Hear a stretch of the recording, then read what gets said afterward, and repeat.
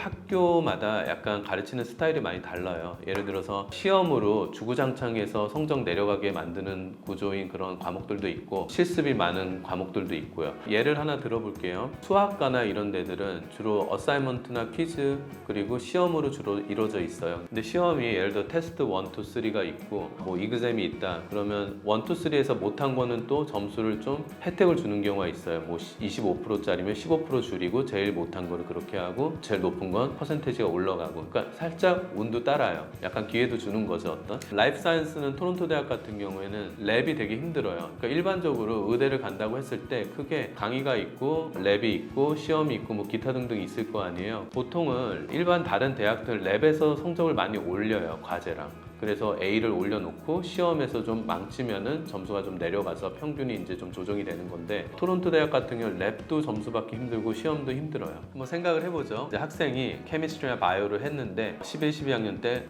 나는 시험에서 점수를 정말 잘 올렸었는데 랩에서만 항상 점수가 깎였어. 그랬던 학생이면은 안 맞겠죠. 그리고 실습이 많은지 이론이 많은지 이런 것도 되게 중요해요. 예를 들면 TMU 같은 경우에는 라이얼슨 대학이죠. 저희 때만 해도 라이얼슨 대학이 전문대에서 4년제 바뀐 지 얼마 안 됐을 때예요. 그러다 보니까 아카데믹 위주로 하는 보통의 대학들에 비해서 TMU 같은 경우에는 실습이나 컬리지에 있을 법한 과목들이 많이 있어요. 예를 들어서 패션도 그렇고 건축학도 포트폴리오랑 스튜디오에서 작업하는 게 많아요. TMU 같은 경우에는. 다른 대학들은 이론 중심일 때가 많고요. 그러니까 과별로 또 대학별로 이론이 많냐 실습이 더 많냐 이런 것도 좀 보시면 좋을 것 같습니다. 네, 그리고 교수님들 같은 경우에도 스타일이 좀 다르세요. 코र्스 코드를 보라고 말씀드렸잖아요. 코र्스 코드에 어떤 거를 배우는지 디스크리션이 써 있어요. 심지어는 교수님들의 어떤 아웃라인, 실러버스 같은 것도 보면은 그 과목이 스케줄별로 첫 주엔 뭐 배우고 이런 것도 다 나오는데, 어떤 분들은 챕터별로 공부를 가르치세요. 내가 공부를 할 때 어떤 커리큘럼이 정확히 있고 그거를 따라가서 이해를 하고 암기도 하고 문제도 풀고 이런 거에 익숙한 학생들은 되게 이런 스타일의 교수님을 좋아하세요. 근데 반면에 실제 사례 위주로 공부하는 걸 또 좋아하는 학생들도 있어요. 디스커션도 많이 하는 걸 원하고 서술도 잘 되고 어떤 디테일이 좀 영어로 되는 학생들은 이런 수업이 또 잘 맞아요. 본인이 어떤 스타일이 맞는지 그거는 좀 교수님의 성향이랑 파악하면서 코스를 결정을 하시면 좋을 것 같아요. 미국, 캐나다는 어떻게 관리냐면요. 보통 여기서 관리하다 보면 명문 사립 고등학교를 다니는 애들이 있어요. 그런 학생들은 일단 한국에 있는 국제학교랑 비슷해요. 너도 나도 일단 미국을 가려고 해요. 엄마 아빠는 야 캐나다로 가. 그래도 자기 베스트 프렌드도 그렇고 주위에 다 미국 가면 그냥 이 친구는 미국밖에 떠오르는 게 없는 거예요. 그래서 이제 미국 대학을 가는 애들도 있고, 근데 미국에서 오래 버티는 친구들의 공통점을 제가 좀 봤더니 야망이 좀 있는 사람들, 젊었을 때 내 모든 걸 갈아서 내 야망과 꿈을 위해서 이 몸을 던져보겠다 하는 학생들한테는 좀 잘 맞는 것 같아요. 캐나다는 굉장히 공통점이 항상 일관성이 있어요. 애들이 좀 순둥이들도 많고 약간 평화주의자, 야망보다는 약간 가족과 내가 할애할 수 있는 그런 시간이 많아야 되고, 돈은 이 정도 벌고 먹고 사는데 지장이 없는데 내 라이프가 어떤 퀄리티가 되게 중요하게 생각하는 학생들이 많은 것 같아요. 그런 차이가 있는데 정답은 없습니다. 근데 제 생각에는 너 비자 나오냐 안 나오냐예요. 4학년 때 워킹 비자가 있고 영주권 나와 안 나와요. 안 그러면 결국엔 리턴이잖아요. 한국 갈 수밖에 없잖아요. 내가 성적이 높고 취직이 잘 되고가 사실은 첫 번째인 것처럼 생각하는데 그게 아니라 내가 과연 졸업하고 영주권이 나올 수 있을까? 만약 내가 캐나다에 있는다면, 미국에 있는다면 그런 거를 먼저 실질적으로 고민을 하시는 게 좋으실 것 같아요.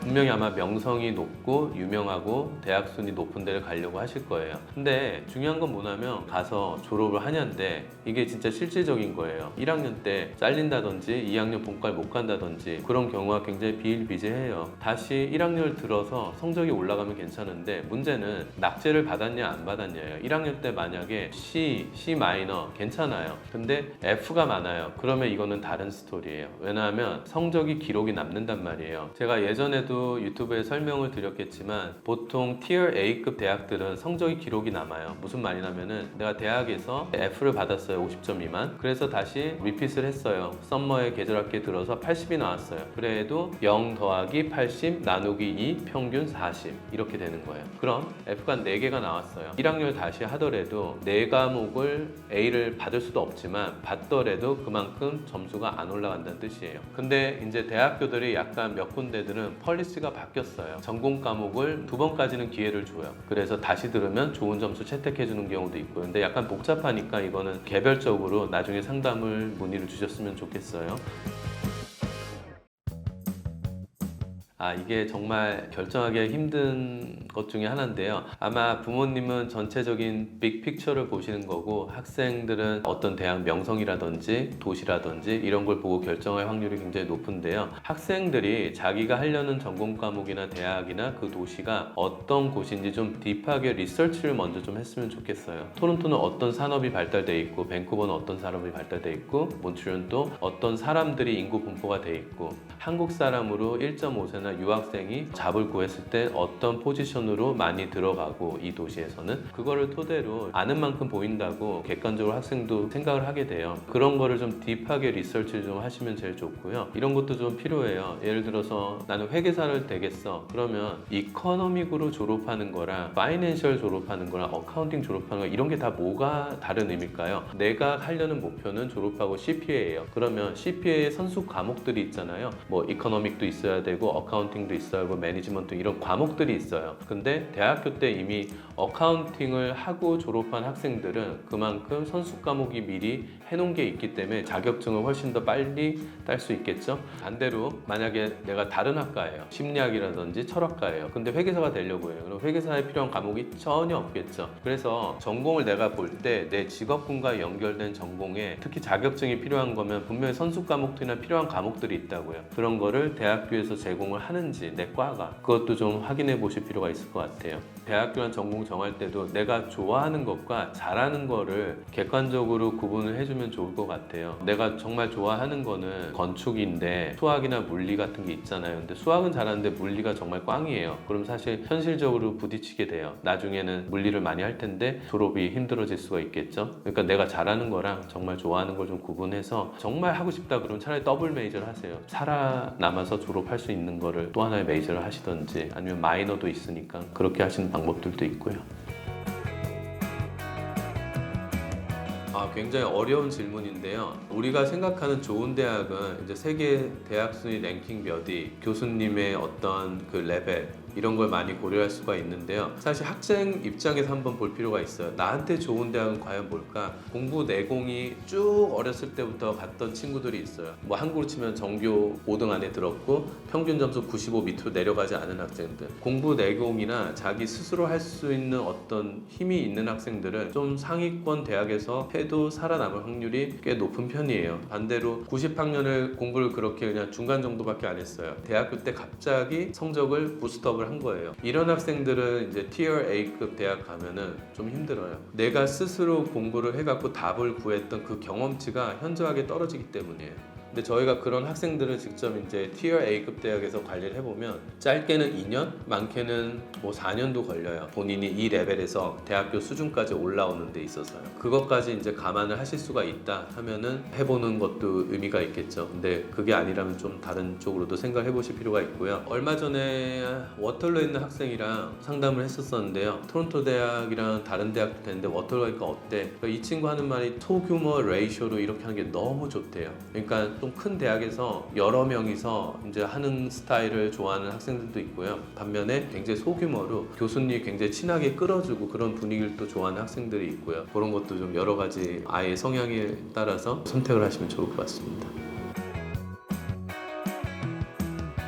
일단은 입학 허가서 보시면은 대부분이 다 조건부 입학으로 걸려 있을 거예요. 컨디셔널 오퍼라고 하는데 거기에는 이제 뭐 전체 평균이 몇 % 이상은 넘어야 한다. 전공별 필수 과목들의 또 평균이 몇 점 넘어야 한다. 이런 말들이 좀 있을 거예요. UBC 같은 경우 최근에 2% 정도 내려가면 안 된다. 전체 평균이요. 그리고 전공 과목에 필요한 필수 과목들에 한해선 4% 이상 내려가면 안 된다. 예를 들어서 엔지니어링을 됐다는 애들은 평균이 92, 4, 6 뭐 이렇게 될 거예요. 그러면은 평균이 4%가 빠진다는 거는 내가 예를 들어서 평균 90인데 4%가 내려가려면 86이잖아요. 거의 8%를 떨어뜨려야 평균 4%가 내려가는 수치가 나오잖아요. 그렇게 점수를 높게 받았던 애들이 8%를 떨어뜨리기는 쉽지는 않아요. 그래서 거의 컨디셔널 오퍼 받았다면 됐다고 보시면 되고요. 그리고 영어 점수가 80%를 넘어야 한다 이런 조건이 붙을 때가 종종 있어요. 예를 들어서 평균 다른 과목들은 90 이상이 나오는데 영어만 간당간당 86, 84 이런 식으로 오퍼를 받았다고 쳐요. 근데 기말고사 시험을 봤더니 망쳤어요, 영어를. 그래서 평균 뭐 예를 들어 79%까지 떨어졌어요. 그럼 이 학생은 오퍼를 다시 취소시킬 수도 있습니다. 그래서 그런 자기가 필요한 조건에 부합하는지 그거를 항상 머릿속에 기억을 하고 너무 손을 놓지 말고 유종의 미를 얻는 게 학생 입장에 좋으니까요. 끝까지 완주를 하세요. 또 듀데이시라는 게 있어요. 언제까지 데드라인이죠. 성적표, 졸업장, 다큐멘테이션, 서류 같은 것들 이런 듀데이시 있으니까 그 날짜에 맞춰서 꼭 넣어야 하는데 뭐 한국에 있는 국제학교 학생들은 캐나다에 있는 학생들 서류나 이런 게 시스템에 잘 부합이 안 돼요. 그러면 이런 학생들은 직접적으로 우편을 보내든지 그래야 하는데 분실될 수 있는 위험도 있고 하니까 학교에다가 이메일을 쓰세요. 서류들 이거 어디로 보내면 되냐 하면 학교 측에서 너희 가이던스나 니네 고등학교에서 직접 보내면 오피셜로 우리가 인정을 해줄게. 그래서 굳이 우편으로 안 보내는 경우가 대부분이니까요. 이메일로 보내셔도 돼요. 대신에 그 학교 담당자의 시그네처, 이메일이랑 그분의 이제 성함이랑 연락처 이런 게 같이 있어야겠죠. 그분이 직접 보내셔야 돼요. 우리가 컨디션, 조건도 체크업했고 듀데이트도 체크업했어요. 뭐 UBC 같은 경우에 6월부터 코스 선택을 해야 돼요. 그리고 토론토 대학은 7월 달부터 이제 시작을 하고요. 그럼 6월, 7월 정도에 코스 선택을 해야 하니까 내가 어떤 과목을 전공을 뭘 하는지 또 교양 과목으로 또 추가를 해야 하거든요. 근데 교양 과목이 웬만하면 내가 부전공을 할 수 있거나 관심 있는 쪽이나 이런 쪽을 좀 선택을 하는 방법이 하나가 있고요.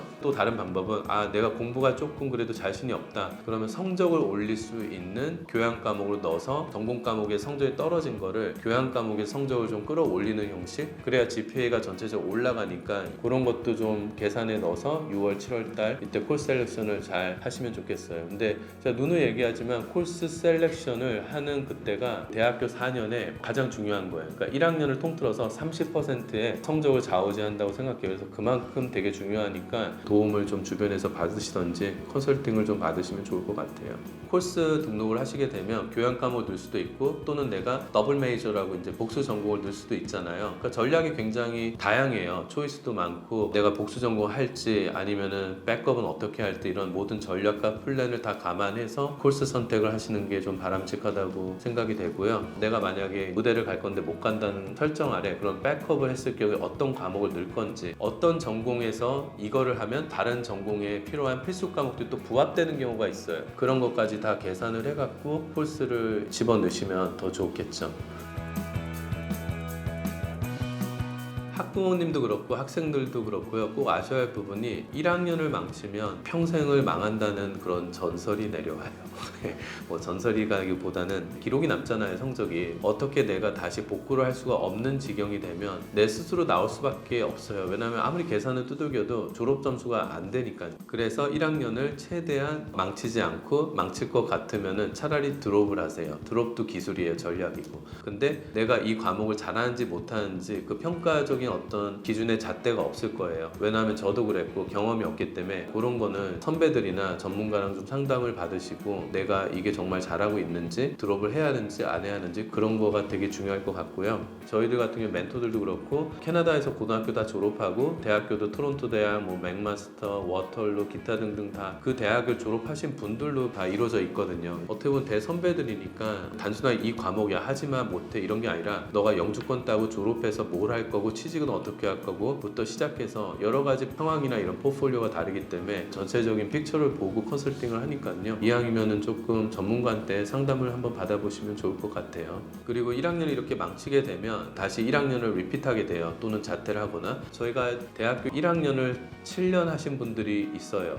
다 잘 살고 계세요. 근데 대학교 1학년을 7년 했다 6년 했다 심심찮게 보일 거예요. 아마 대학교 가면은. 근데 1학년을 2번 3번 이렇게 하는 친구들 보면 일단 자존감이 많이 내려가 있어요. 우울증도 걸려서 우울증 약도 먹는 경우도 있고 일단 정신적인 스트레스가 굉장히 많아요. 부모님한테 좀 미안한 마음도 있을 거고. 일단은 예방이 최우선입니다. 그래서 1학년 때 성적 관리 잘 하시길 부디 부탁드립니다.